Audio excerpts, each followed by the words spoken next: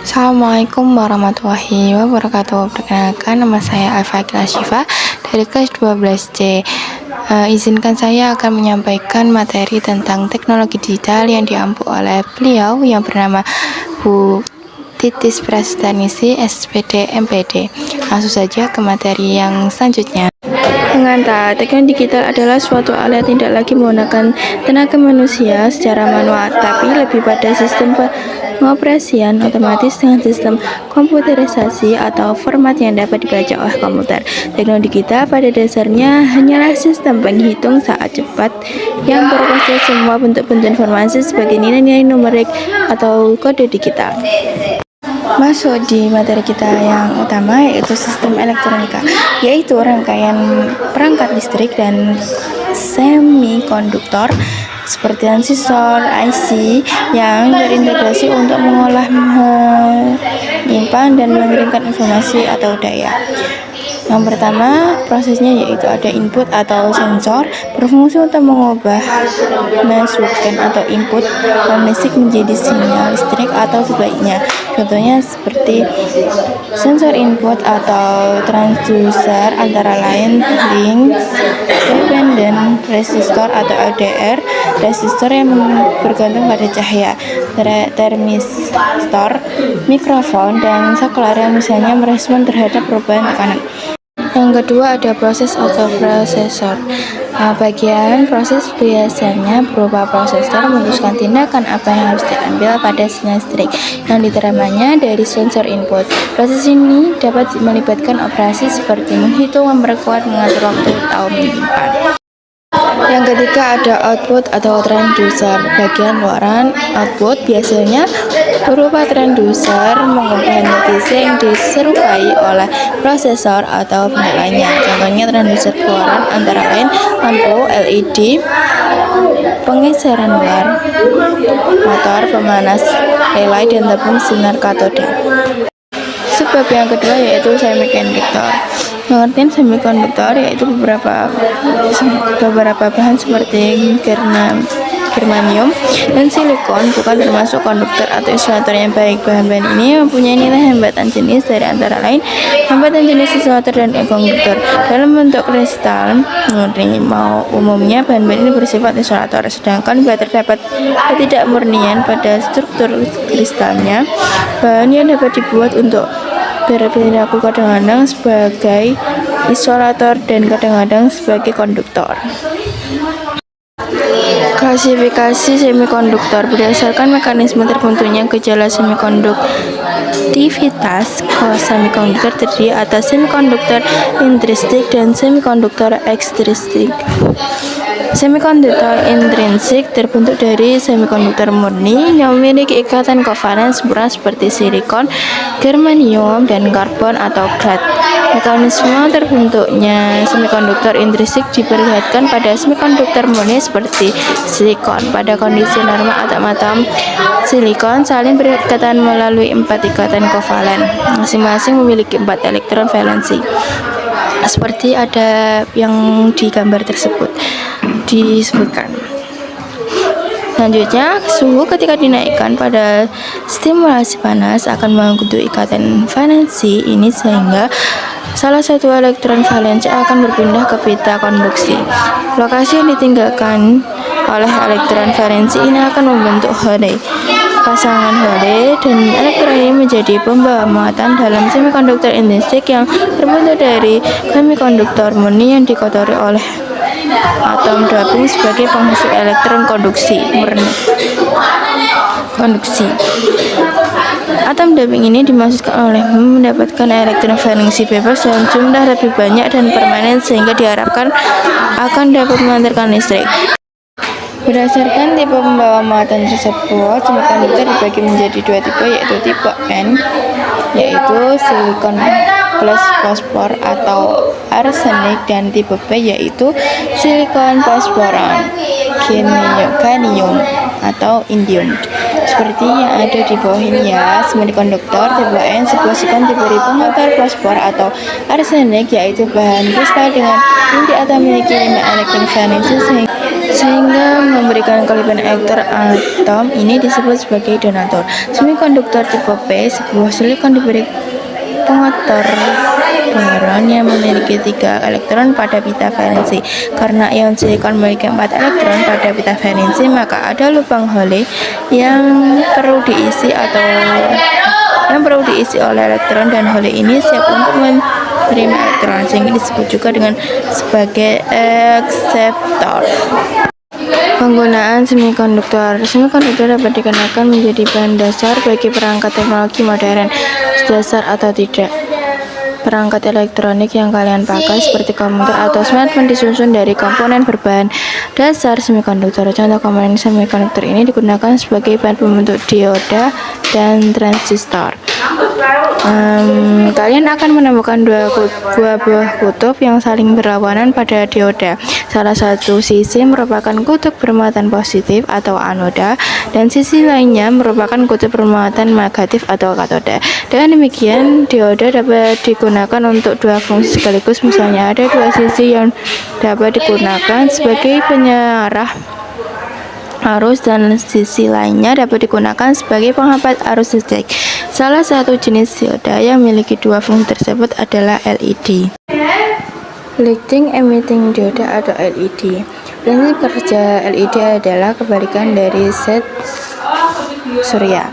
Prinsip kerja pada sel surya, cahaya digunakan untuk menghasilkan tekanan listrik. Prinsip kerja pada LED, tegangan atau arus listrik digunakan untuk menghasilkan emisi cahaya. LED pertama dikembangkan pada tahun 1960-an, menghasilkan lampu merah sebagai indikator di berbagai panel instrumen saat itu. LED dapat memberikan tahu apakah sebuah alat elektronik mati atau hidup. LED yang memancarkan berbagai warna dikembangkan pada tahun 1990-an. Saat ini LED telah berkembang tidak terbatas hanya sebagai tampilan indikator peralatan elektronik, tapi juga digunakan pada lampu lalu lintas, lampu rem mobil, penerangan landasan pacu bandara, lampu peringatan dari menara transmisi TV, bahkan pada papan reklame. Selanjutnya ada transistor. Transistor adalah komponen elektronik yang dibuat dari material semikonduktor untuk mengatur tegangan dan arus yang mengalir melewatinya.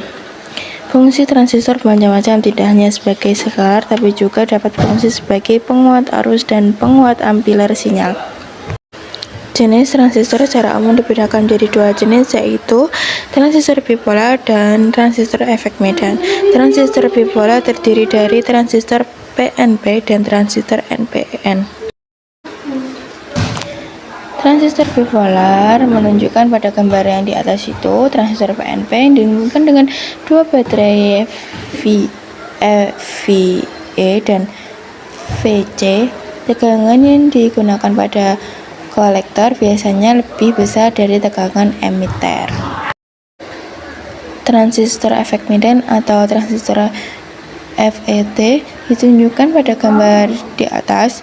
Di dalamnya aliran elektron dari terminal S atau source sumber ke kiri melalui daerah yang diarsir ke terminal D dapat dikontrol oleh medan listrik karena disebut dengan efek Medan yang diatur di dalam perangkat dengan potensi listrik yang sesuai yang diterapkan ke terminal G. Transistor FET juga tersedia dalam berbagai jenis, tapi yang banyak digunakan dalam teknologi elektromodern adalah MOSFET atau Metal Oxide Semiconductor Field Effect Transistor atau transistor efek Medan semikonduktor oksida logam. MOSFET merupakan transistor.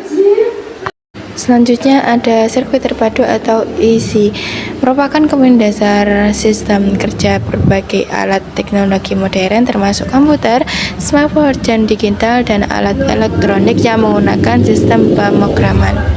Bahan utama yang membentuk sebuah IC adalah bahan semikonduktor, umumnya seperti silikon, yang telah diberi ketidakmurnian. Berdasarkan sinyal inputnya ada dua jenis IC, yaitu IC digital dan IC analog. Cara kerja IC digital adalah dengan menerapkan prinsip gerbang logika yang bekerja menggunakan input 0 dan 1. Nilai 0 untuk sinyal rendah atau off dan nilai 1 untuk sinyal tinggi atau on. Sirkuit yang terdiri dari dua input biasa disebut sirkuit binar. IC digital memiliki jutaan sistem flip-flop, gerbang logika, dan lainnya dalam satu klip kecil. Contoh penggunaan IC digital adalah mikrokontroler dan mikroprosesor. Cara kerja IC analog adalah dengan menerapkan sinyal kontinu baik input maupun outputnya. Contoh IC analog digunakan pada mikrofon untuk mengubah gelombang bunyi menjadi sinyal listrik dan tegangan yang bervariasi. IC analog juga digunakan dalam menguatkan sinyal listrik tersebut dan dikeluarkan melalui speaker. Masuk ke subbab yang ketiga, yaitu prinsip gerbang logika. Gerbang logika dianalogikan sebagai otak suatu barang elektronika untuk menjalankan fungsinya. Gerbang logika didasarkan pada analogi kita dalam menentukan suatu alat elektronika tersebut bekerja sehingga menjadi bagian penting dalam suatu alat elektronika. Gerbang logika yang berisi perintah-perintah ini digunakan pada rangkaian elektronika digital. Tujuannya adalah untuk mengubah masukan atau input menjadi luaran atau output sesuai dengan keperluan kita. Gerbang logika ini dapat direpresentasikan dengan angka biner atau tabel kebenaran dengan simbol 1 dan 0. Angka 1 dan 0 itu digunakan untuk menggambarkan benar atau true dan salah atau false, atau tinggi high dan rendah low, sehingga hidup on dan mati off. Fungsi utama dari gerbang logika ini adalah untuk menjadi dasar dalam membentuk rangkaian digital agar semua komponen bisa saling berhubung atau berintegrasi dengan baik. Semakin baik hubungan antara komponen itu, maka barang elektronik juga akan semakin berjalan dengan baik. Gerbang logika ini sebenarnya menjadi suatu sistem yang digunakan untuk menerjemahkan atau memerintah suatu perangkat elektronik untuk beroperasi. Masuk ke gambar ini. Di gambar tersebut menjelaskan bahwa ada jenis-jenis gerbang logika. Jenis yang pertama ada NOT. Fungsi dari kerjanya yaitu gerbang logika yang paling sederhana karena hanya memerlukan satu masukan input dan satu luaran output yang memiliki sifat keterbalikan dari inputnya. Yang kedua ada N atau AND. Gerbang logika jenis AND merupakan gerbang logika yang memerlukan dua masukan input dan menghasilkan satu luaran output. Sifatnya seperti logika perkalian. Jika salah satu atau seluruh input bilangan binarnya adalah 0, maka hasilnya atau luarannya adalah 0. Jika output keduanya merupakan bilangan satu binar, maka luaran outputnya juga 1. Yang ketiga ada NAND. NAND merupakan gabungan dari gerbang logika AND dan NOT atau NOT. Cara kerja gerbang logika ini merupakan kebalikan dari cara kerja gerbang logika AND. Jika semua salah satu masukan output merupakan bilangan 0, maka luaran outputnya adalah 1. Jika semua output input merupakan bilangan biner, maka luaran output adalah 0. Yang keempat ada OR atau OR, yaitu gerbang logika ini memerlukan dua masukan input dan masukan satu luaran output. Cara kerja gerbang logika ini adalah jika salah satu atau semua masukan input merupakan bilangan biner 1, maka luaran outputnya adalah 1. Jika masukannya merupakan bilangan biner 0, maka luarannya adalah 0. Gerbang logika ini merupakan gerbang logika yang sederhana karena hanya melibatkan resistor dan transistor. Yang terakhir ada NOR atau NOR, merupakan gabungan dari gerbang logika NOT dan OR. cara kerja gerbang logika NOR kita dengan gerbang logika OR. Jika salah satu dan semua masukan input merupakan bilangan biner 1, maka keluaran outputnya adalah 0, 1. Jika masukannya merupakan bilangan biner 0, maka keluarannya adalah 1. Masuk ke slide selanjutnya, yaitu ini ada masa-masa selama saya di sekolah, ada bersama teman sekolah, ketika ekstra pramuka, dan ketika ada kegiatan-kegiatan sekolah lainnya. Alhamdulillah sudah selesai saya menyampaikan materinya. Izinkan saya untuk menutup, mohon maaf atas salah kata yang saya ucapkan. Terima kasih. Wassalamualaikum warahmatullahi wabarakatuh.